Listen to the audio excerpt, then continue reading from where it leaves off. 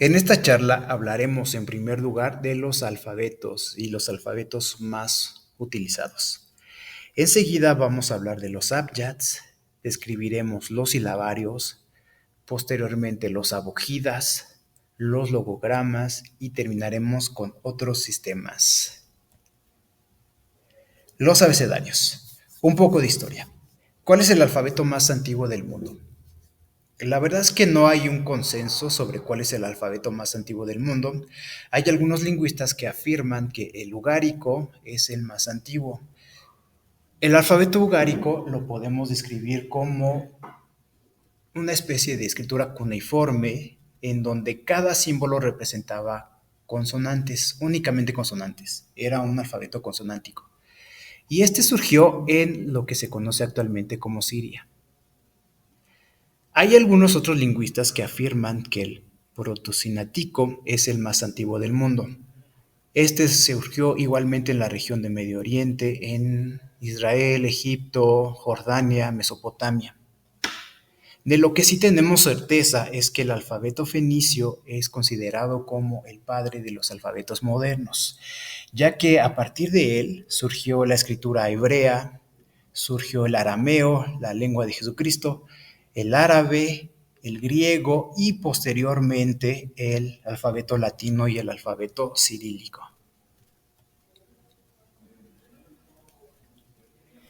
Entonces, ¿un alfabeto qué es? Un alfabeto es un conjunto de signos con un valor fonético, ya sea una vocal o una consonante. Cada uno de estos signos se denomina como letra. A su vez, cada letra cuenta con su versión mayúscula y minúscula. Sabemos entonces que este símbolo que tenemos aquí representa al fonema A, este el O y este el U. Tenemos también los fonemas consonánticos. Ok, es un poquito más complejo porque, bueno, depende de la posición de la letra, va a ser su pronunciación. Así, por ejemplo, la C, sabemos que en algunos contextos puede sonar como una K o como una S. En la actualidad existen muchísimos alfabetos. El alfabeto latino es el más utilizado del mundo, de hecho es el sistema de escritura más utilizado en el mundo. Así, por ejemplo, tenemos en español nuestra letra ñ. La letra ñ en tiempos de la Edad Media no existía, era una doble n, que con el tiempo y para economizar se redujo hasta dar lugar a lo que conocemos como la letra ñ, que es sin duda la letra que representa nuestra lengua. Por otro lado, en francés y en portugués tenemos este signo que se llama cecedilla. Es importante aclarar que la cecedilla no es como tal una letra. La cedilla es este signo diacrítico que se encuentra debajo de la C y tiene un valor de una S sorda, es decir, sin vibración en la garganta. De este modo tenemos en francés la palabra garçon, garçon que significa niño, y del portugués tenemos corazón, que significa corazón. Del mismo modo, en alemán tenemos Eset, este símbolo aquí es una Eset, o la S áspera. Y tenemos aquí un ejemplo, Straße. Straße que significa calle. E incluso en inglés tenemos el ampersand, que del mismo modo que la cedilla no es una letra, pero aparece en el cotidiano del día a día de los hablantes del inglés. Vamos a continuar con helénico alfábito. Helénico alfábito, o lo que ustedes conocen como el alfabeto griego. El alfabeto griego es sumamente importante por dos razones. Número uno, los griegos fueron los primeros que utilizaron las vocales escritas. Gracias a ellos tenemos vocales escritas. Y número dos, gracias al alfabeto griego tenemos el alfabeto latino y el alfabeto cirílico. La verdad es que aunque el alfabeto griego no forma parte de nuestro día a día, no nos es de todo ajeno, ya que debido a cuestiones culturales o científicas tenemos contacto con el griego de alguna u otra forma. Vamos a ver las letras que conforman el alfabeto griego. Comenzamos con alfa, beta, gamma, que en realidad es como gamma, delta, epsilon, zeta, eta. Vamos a ver que en griego hay muchas maneras de representar el fonema I. Esta es una, eta, theta, iota, kappa, lambda, mi, ni, si, omicron, pi, rho, sigma, que es interesante porque sigma, dependiendo de la posición que tenga en la palabra, va a cambiar de forma. Continuamos con tau, epsilon, pi, xi, psi y omega.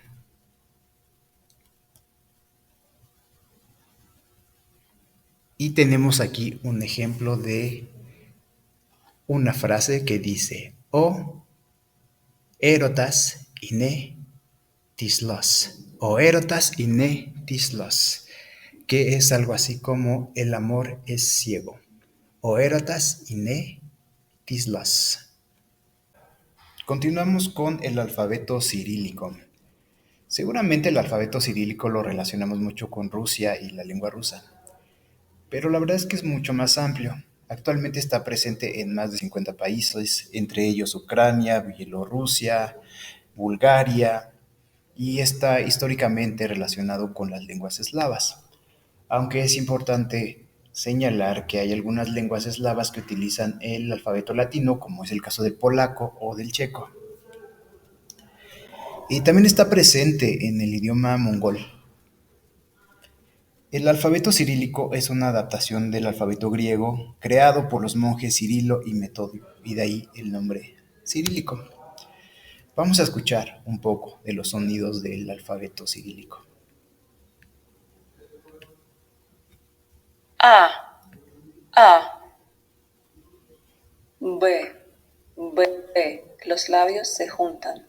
B, B,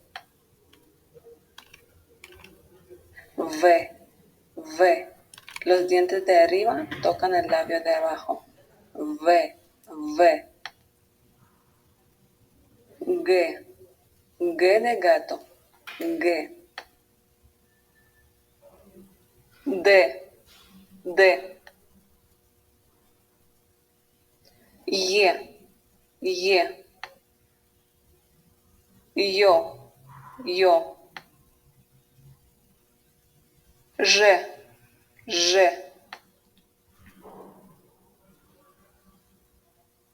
Z, Z. I, I. Y, como la Y en la palabra hoy. Y, K, K. L, L. M, M. N, N. O, O. P, P. R, R. S, S. T, T.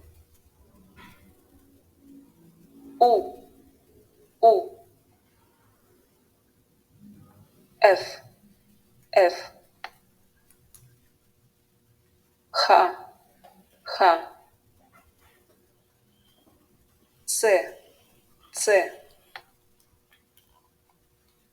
Ch, Ch. Sh, Sh.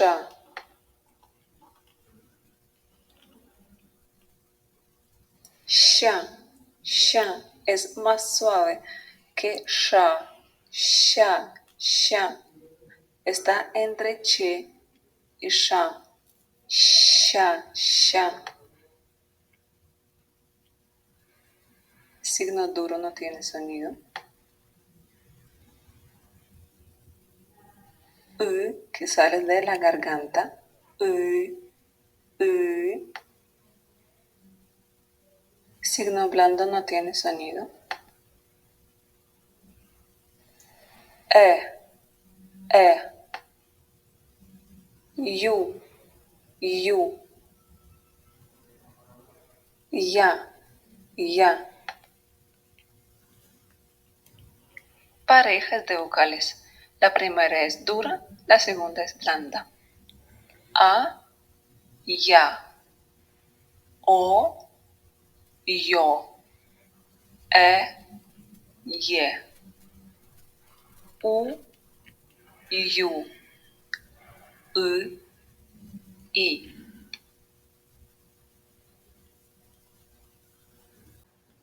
Para terminar con los alfabetos, tenemos un sistema asiático, el alfabeto coreano. El alfabeto coreano funciona como cualquier otro alfabeto. Cada símbolo representa un sonido consonántico o vocal. Actualmente está en uso en Corea del Norte y en Corea del Sur. Sin embargo, este alfabeto es diferente a los sistemas europeos, ya que su sistema consonántico se escribe por bloque, a diferencia de los europeos, donde generalmente van de izquierda a derecha. Vamos a ver aquí un ejemplo. Por razones políticas, el alfabeto coreano tiene dos nombres. En Corea del Sur se denomina Hangul, mientras que en Corea del Norte se llama Choseongul. Entonces tenemos aquí el primer bloque con esta letra que representa una H en inglés, Ha. Tenemos la A y la N, Han. Enseguida tenemos una G, una U. En realidad no es una U, esta vocal no existe en español, sería como L, Hangul y la L. Lo mismo para Choson, la palabra Choson. Tenemos una Ch, una O, S, O, N y Gul. Chosongul, Hangul. Existen muchas reglas para la formación de las sílabas. Sin embargo, de manera general depende del tipo de vocal. En coreano tenemos dos tipos de vocales. Tenemos las vocales verticales como A, Ya, O, Yo, I. Y las horizontales como O, Yo, U, Yu y E. Entonces, en una palabra, las vocales verticales generalmente se escriben a la izquierda de la consonante, como en este caso tenemos cada, tenemos la K, la A, una D y una A. Cada es un verbo y significa ir. Por el contrario, las vocales horizontales se escriben debajo de las consonantes. Por ejemplo, en la palabra mul tenemos una M, tenemos la U y la L, mul. Mul significa agua. Y para terminar con el coreano, nos vamos con una frase que me gusta mucho. 잘 부탁드립니다. 잘 부탁드립니다. Esta frase se dice cuando conocemos a una persona y no tiene una traducción exacta, pero es algo así como, por favor, sé bueno conmigo, trátame bien. 잘 부탁드립니다. Pasamos a nuestro siguiente sistema, el abjad. Explicado de una manera muy simple, el abjad es un alfabeto que carece de vocales, es decir, es un alfabeto consonántico. El término abjad es un neologismo implantado por el lingüista estadounidense Peter T. Daniels en su libro World Writing System. Su nombre proviene de las primeras letras del alfabeto árabe. El abjad es el sistema de escritura de las lenguas árabe, hebrea y algunas otras lenguas semíticas. Una de sus características es que se escribe de derecha a izquierda. Aquí tenemos un ejemplo de cómo funciona un abjad. Tenemos la palabra shalom del hebreo, que significa paz, que se utiliza como un saludo. Tenemos el primer símbolo que representa SH, tenemos una L y finalmente una M. Shalom. En los Abjad se espera que los hablantes nativos, deduzcan los sonidos vocálicos.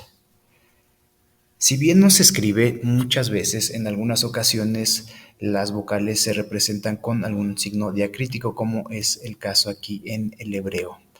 Este sistema de puntos se denomina Nikut, pero no está siempre presente y se usa en textos bíblicos.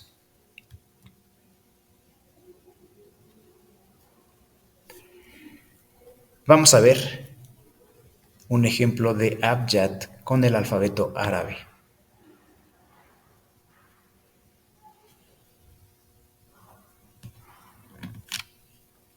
مرحبا. Vamos a ver el alfabeto árabe. الحروف الهجائية. Las letras árabes son ألف باء تاء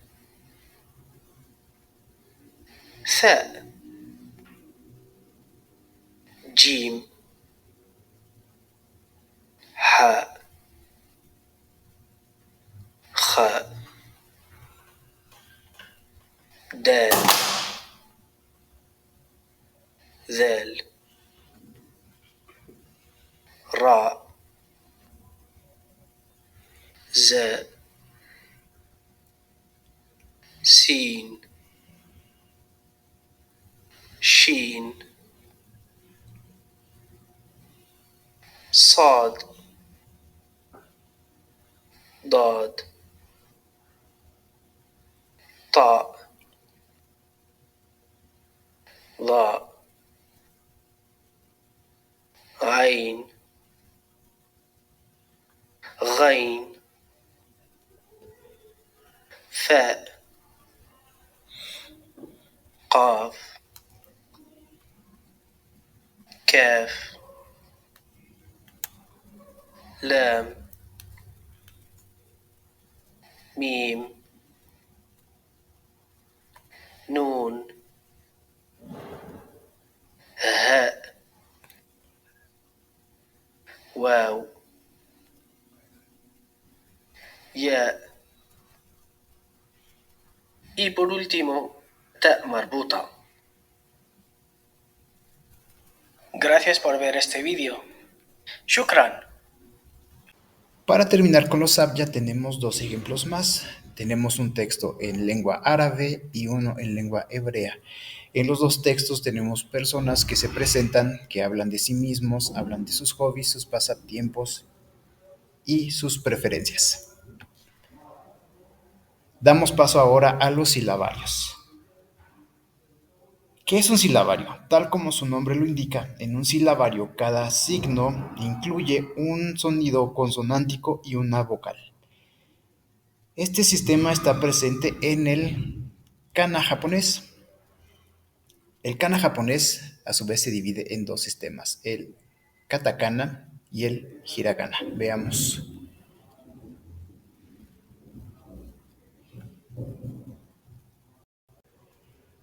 Empezamos con el katakana. Tenemos el katakana. El katakana cuenta con 43 signos, que son estos que les muestro. Tenemos, por ejemplo, ka, ki, ku, ke, ko, sa, shi, su, se, so. En la actualidad se utiliza para escribir palabras de origen extranjero o términos científicos, de animales o para hablar de comida. Por otro lado tenemos el hiragana. El hiragana se emplea en palabras nativas japonesas y en situaciones de la vida cotidiana. Nuevamente tenemos ka, ki, ku, ke, ko, sa, shi, su, se, so. Y regresamos a nuestra presentación con dos ejemplos de katakana y hiragana. Tenemos katakana para nombres extranjeros, por ejemplo, Daniel. Tenemos la primera sílaba, da, ni, er, por razones fonéticas, Daniel. Y por otro lado tenemos el hiragana para situaciones cotidianas como sayonara, que es una despedida. Continuamos. El siguiente sistema del que hablaremos es el abugida.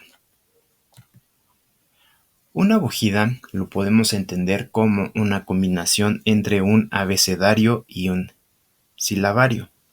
Sin embargo, la gran diferencia entre una abugida y un silabario es que en el abugida las vocales se marcan de diferente manera dependiendo del trazo, como veremos más adelante. De hecho, el famoso símbolo OM, que es el que tenemos de este lado, es una abugida, viene de un abugida.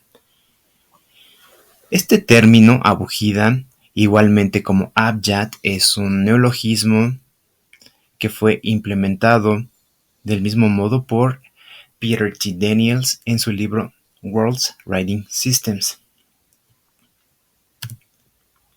Actualmente se encuentran vigentes en las lenguas como el sánscrito, tenemos aquí un ejemplo, el hindi, el maratí, en la India. En África también está presente en la lengua etíope y también en las lenguas del norte de Canadá, en las lenguas indígenas canadienses. Aquí tenemos un ejemplo de cómo funciona un abugida.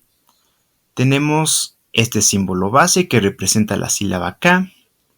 Si a este signo le añadimos un trazo del lado derecho, entonces la K se convierte en una K, la A mucho más larga. Si al símbolo base le añadimos un par de trazos, pero esta vez a la izquierda, el K se transforma en un Ki. Y si lo invertimos hacia el lado derecho, Ki se convierte en Ki, con un sonido más largo. Y así sucesivamente tenemos Q, Q y el resto.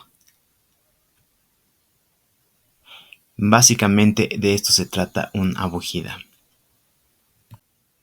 Continuamos con el siguiente sistema, el cual es el logográfico. Para mí es uno de los más interesantes y uno de mis favoritos. Actualmente el único sistema logográfico vigente son los caracteres chinos, conocidos como Hanzi en mandarín, los famosísimos kanji en japonés o el kanja en coreano. En chino se utilizan unidades logográficas en lugar de letras. Contrariamente a lo que muchas personas piensan, los símbolos no son letras. Cada símbolo representa alguna idea, como veremos enseguida. Aquí tenemos un ejemplo de un Hanzi, uno de los más básicos si estamos aprendiendo mandarín, y uno de los primeros que vamos a conocer es Zhen, que significa persona. Y si lo miramos con atención, es como una persona caminando de perfil. Está formado por dos trazos. En la escritura china es muy importante el número de trazos y el sentido de los trazos porque puede llegar a considerarse todo un arte. De manera general, cada símbolo, cada hanzi, representa una sola sílaba, aunque no siempre es el caso. Vamos a ver algunos ejemplos más. Tenemos nuevamente Ren, que significa persona. Tenemos Mu, que es árbol. Tenemos Shan, que es montaña. Y finalmente tenemos Huo, que representa fuego. Los hanzi también se pueden combinar para dar lugar a nuevos conceptos. Por ejemplo, un volcán sería una montaña de fuego.